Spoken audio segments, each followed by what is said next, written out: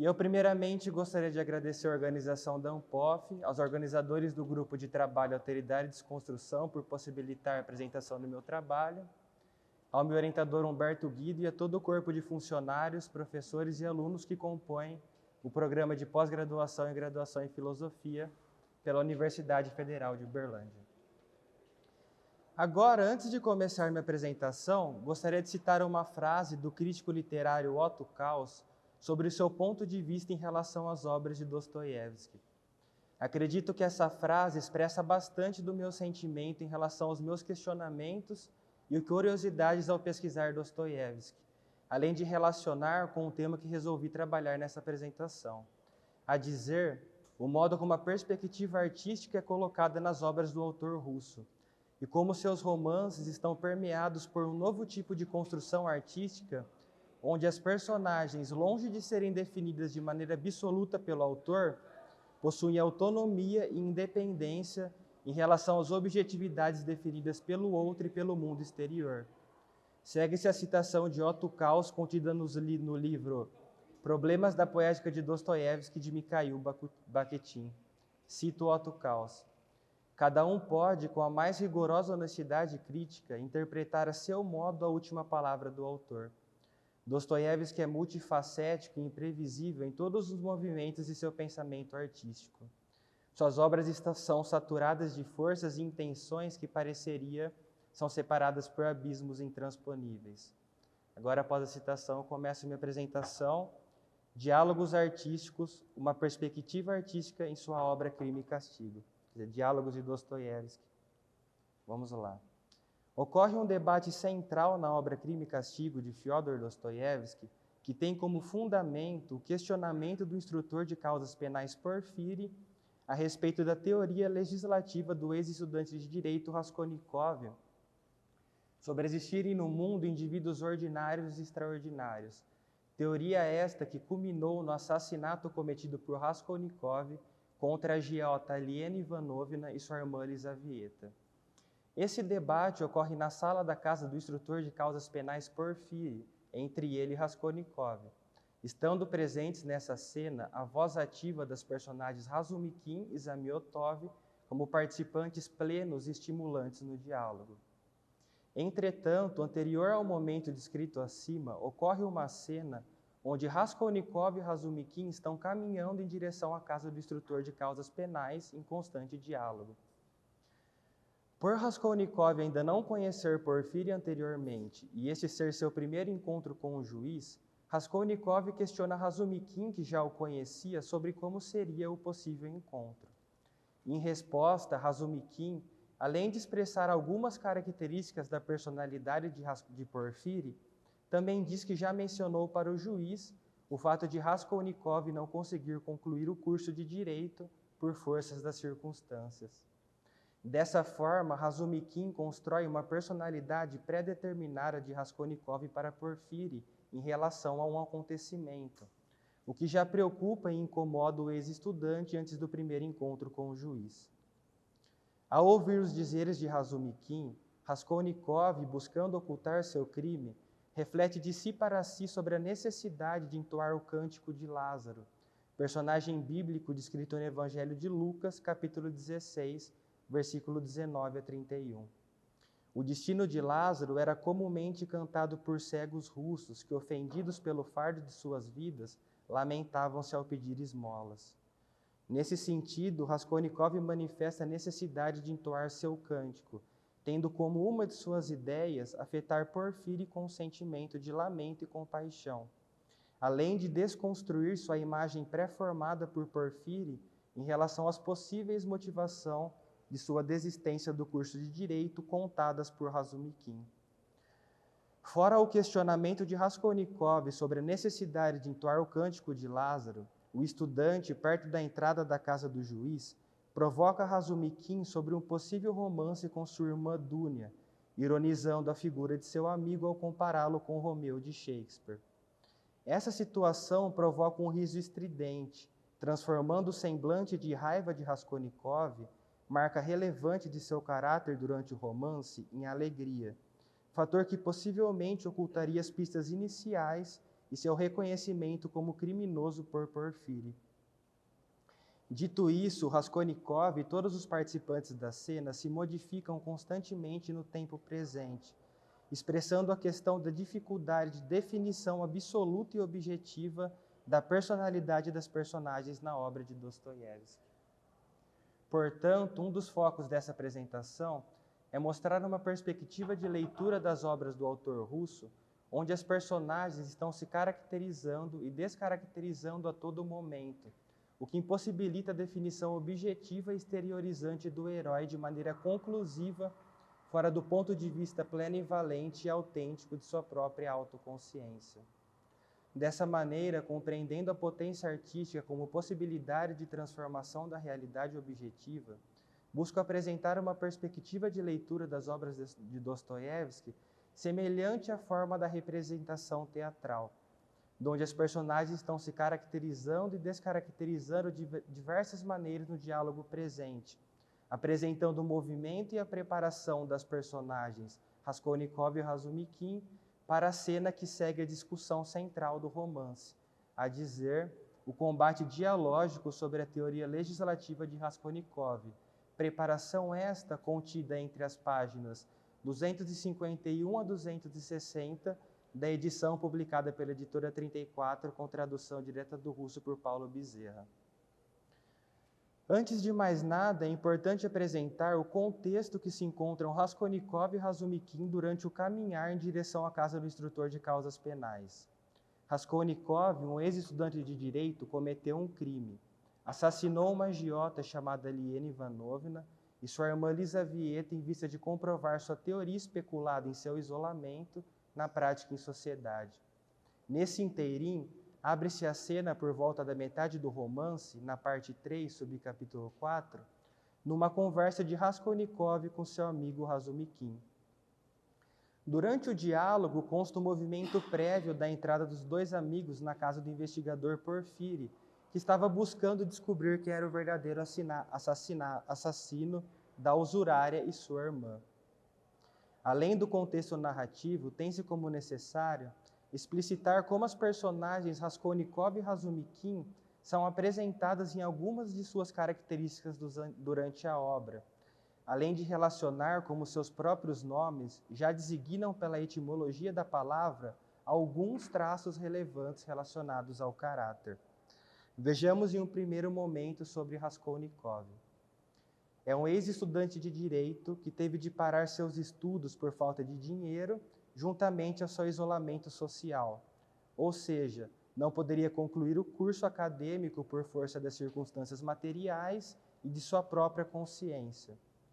Por este motivo material e consciencioso, Raskolnikov começa a penhorar seus objetos com a velha usurária Liena Ivanovna, vítima do crime cometido posteriormente por Raskolnikov, para aplicar sua teoria especulativa na prática em sociedade.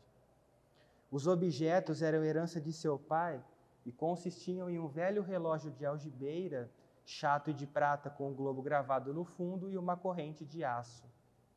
Seguidamente temos Razumikin. É amigo universitário de Raskolnikov. Apresenta-se na cena como voz ativa no diálogo entre Porfírio e Raskolnikov.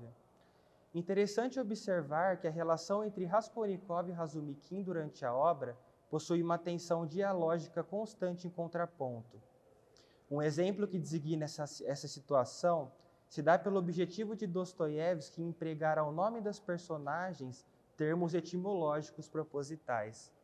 Sobre isso, é importante constatar que o significado de Raskol designa cisão, dissidência e cisma religioso.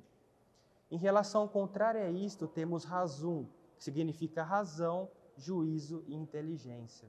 Desse modo, Razumikin tem um interesse em levar Raskolnikov, através do diálogo, a um esclarecimento sobre as problemáticas em relação à vida tensionada entre eles durante a obra. Após esta curta explanação sobre o contexto da obra, juntamente à exposição de algumas características das duas personagens, cabe aqui exemplificar como o movimento artístico, considerado aqui como transformação da realidade objetiva, faz com que Raskolnikov se transfigure em Lázaro em vista de transmitir o sentimento de lamento e compaixão sobre Porfírio, afirmando sua autonomia. E como Razumikin é transfigurado em Romeu, personagem de Shakespeare, para que o elemento do riso apareça como quebra da fisionomia fixa de raiva. É fundamental dizer que essas transfigurações da personalidade possuem como intuito o ocultamento do crime, juntamente ao desejo de Raskolnikov em não ser caracterizado de maneira objetiva por outro indivíduo que não seja ele mesmo. Segue-se o pensamento interior de Raskolnikov. Cito a fala do Raskolnikov sobre o Lázaro. A esse também vai ser preciso entoar o cântico de Lázaro, pensava ele empalidecendo e com a cabeça a bater, e cantar com mais naturalidade. O mais natural não seria cantar nada, não cantar nada forçado. Não, forçado seria outra vez não natural. Ora, bolas, lá a gente dá um jeito, lá a gente vê. Nesse momento, será bom ou não eu estar indo? A própria mariposa voando contra a vela. O coração está batendo, isso que não é bom. Fim de citação. Aqui, Raskolnikov percebe a necessidade de se transfigurar em Lázaro para entoar seu cântico, ou seja, transformar a sua personalidade e agir como alguém que, caracterizado por um tipo sofredor, fadado às vicissitudes do destino, afetaria Porfírio pelo sentimento de compaixão. Entretanto, observa-se também como Raskolnikov, em contraposição à sua transfiguração, questiona-se de si para si sobre seu próprio ato, tomando sua caracterização em Lázaro como algo forçado e destituído do real natural. Percebe-se nesse questionamento de Raskolnikov a relação entre a possibilidade de transformação de sua personalidade em Lázaro frente ao aspecto objetivado da realidade exterior. Cito agora Bakhtin sobre a relação que eu disse agora, também em sua obra Problemas da Poética de Dostoiévski, que diz o seguinte: em Dostoiévski, todas as qualidades objetivas e estáveis das personagens, a sua posição social, a tipicidade sociológica e caracterológica, o hábitos, o perfil espiritual e inclusive sua aparência externa, ou seja, tudo de que se serve o autor para criar uma imagem rígida e estável da personagem, o quem ele é, tornam-se objeto de reflexão da própria personagem e objeto de sua autoconsciência. Toda a realidade se torna elemento da autoconsciência da personagem. Fim da citação. Nesse sentido, em Crime e Castigo, não se encontra descrições objetivas do mundo exterior alheio à autoconsciência do herói. Cada personagem apresenta uma perspectiva particular e autônoma sobre o mundo e a vida. Sobretudo, na obra do autor russo, não há modo de vida fora do plano contemplado de maneira autêntica pela personagem. Na obra de arte de Dostoiévski, surge uma multiplicidade de planos da realidade que proporciona uma singular desintegração do ser enquanto objeto definido por qualquer ponto de vista externo à sua própria consciência. Cada ação do romance se desenrola simultaneamente ou sucessivamente em campos ontológicos inteiramente diversos. Portanto, Raskolnikov, em vista de transformar o real exterior, modificando sua personalidade individual por outra caracterização, se esbarra nas condições de possibilidade que o modo realista de ver o mundo instituiu como verdade. Ora, seria através do movimento artístico, da criação de uma nova representação de si, que Raskolnikov sentia ser uma das formas possíveis do ocultamento do seu crime, não só por afetar o outro com o sentimento de compaixão, mas porque o sentido da realidade, tensionada pelo estudante, longe de demonstrar todas as verdades do mundo, se reveste também em ilusão. O segundo movimento de caracterização e descaracterização se dá após Raskolnikov refletir sobre a necessidade de transformação de sua personalidade. Em sequência, de maneira inconsciente, pois Raskolnikov não reflete previamente sobre esta ação, como em sua transformação em Lázaro, o ex-estudante sente que não somente ele precisaria ser revestido pela arte, mas que Razumikin também teria de ser transformado. Essa transformação ocorre antes mesmo da própria encenação de Raskolnikov como Lázaro durante o embate dialógico com Porfírio, pois a entrada na casa do juiz aparece como um momento chave em relação ao modo como os estudantes se apresentariam em um primeiro momento. Em vista disso, tem-se como necessário a força do riso para o mascaramento inicial, com o intuito de quebrar a tensão do primeiro contato que Raskolnikov terá com Porfírio. É nesse instante que o movimento artístico aparece novamente como possibilidade de revestimento do mundo objetivo tido como real. Em um diálogo com Razumikin, momentos antes da entrada dos amigos na casa do juiz, Raskolnikov busca provocar o riso ironizando a figura de Razumikin, tendo como intenção o mascaramento e a quebra de sua personalidade pré-definida, movimento que já começa a se desenrolar como forma de ocultamento de seu crime, concomitantemente a afirmação de sua autonomia frente a qualquer definição anterior de sua personalidade estipulada por Porfírio. Neste diálogo, o tema representa um possível interesse de Razumikin pela irmã de Raskolnikov, uma conversa cheia de sátira, tendo a paródia com Romeu de Shakespeare a forma de descaracterização e caracterização de Razumikin. Segue-se o diálogo das personagens iniciado por Raskolnikov frente a Razumikin. Então, Raskolnikov começa para o Razumikin. Mas então, por que ficas desconcertado, Romeu? Espera, eu vou dar um jeito de contar isso hoje mesmo. Quá, quá, quá, quá. Vou divertir minha mãe. Sim, e mais alguém ainda. Aí Razumikin responde. Escuta, escuta, vê lá, isso é coisa séria. Vê lá, isso. O que vai acontecer depois disso, diabo? Razumikin ficou definitivamente desconcertado, gelando de pavor. O que tu vai contar a elas? Eu, meu irmão, que porco que tu és. Aí Raskolnikov responde, é simplesmente uma rosa primaveril, e como isso te cai bem, se tu soubesses, um Romeu de 2 metros de altura, e como te lavaste hoje, limpaste até as unhas, não? Quando é que agiste assim? Palavra, passaste brilhantina na cabeça, não? Te abaixa. Aí Razumikin responde, porco. Daí o narrador vai finalizar esse diálogo da seguinte maneira. Raskolnikov riu tanto que pareceria não conseguir mais se conter, e sorrindo os dois entraram no apartamento de Porfírio Petrovitch. Era do que Raskolnikov precisava. Dos quartos dava para ouvir que os dois haviam entrado rindo e continuavam gargalhando na antessala. Fim de citação. O riso, tratado como contraponto ao sentimento de raiva, possibilitaria que a ira de Raskolnikov não se expressasse completamente para Porfírio em um primeiro momento. Dessa maneira, o próprio sentimento de raiva é substituído e transformado por outro, de alegria, ocultando um dos aspectos mais constantes da personalidade de Raskolnikov, o intenso rancor.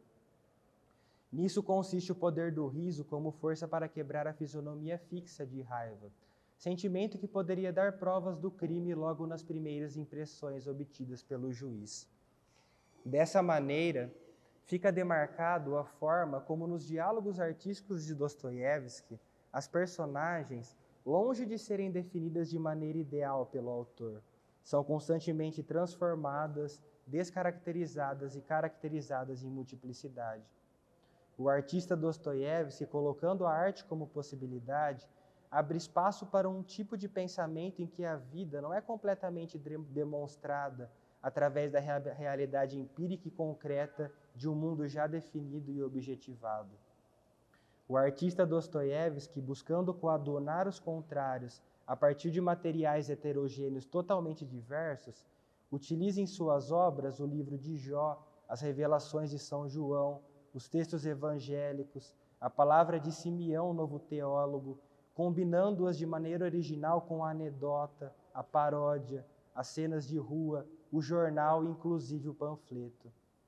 Os vestígios da realidade cotidiana misturam-se com as palavras de inspiração divina dos livros sagrados, a exemplo de Raskolnikov e o Cântico de Lázaro, fazendo com que a realidade objetiva de um mundo absoluto e já determinado se desintegre em outras perspectivas diversas e plurais. Os retratos externos criados pelas personagens de Dostoiévski não implicam uma função que a personagem conclui. Não criam uma imagem sólida e pré-determinante. É um momento de transição, de caracterização e descaracterização projetada pela própria autoconsciência da personagem frente às determinações estabelecidas pela realidade objetiva dos fatos tidos como reais. Aí, para finalizar a apresentação, eu cito novamente o Mikhail Bakhtin. Começa a citação. Nos principais heróis, protagonistas de um grande diálogo como Raskolnikov, Sônia, Mishkin, Stavrogin, Ivan e Dmitri Karamazov, a profunda consciência de sua falta de acabamento e solução já realiza nos caminhos muito complexos do pensamento ideológico, do crime ou da façanha. O homem nunca coincide consigo mesmo. Ele não se pode aplicar de forma de identidade. A é idêntico a A. No pensamento artístico de Dostoiévski, a autêntica vida do indivíduo se realiza como que na confluência dessa divergência do homem consigo mesmo, no ponto em que ele ultrapassa os limites de tudo aquilo que ele é como ser material que pode ser espiado, definido e previsto à revelia a despeito de sua vontade. Fim de citação e fim da apresentação.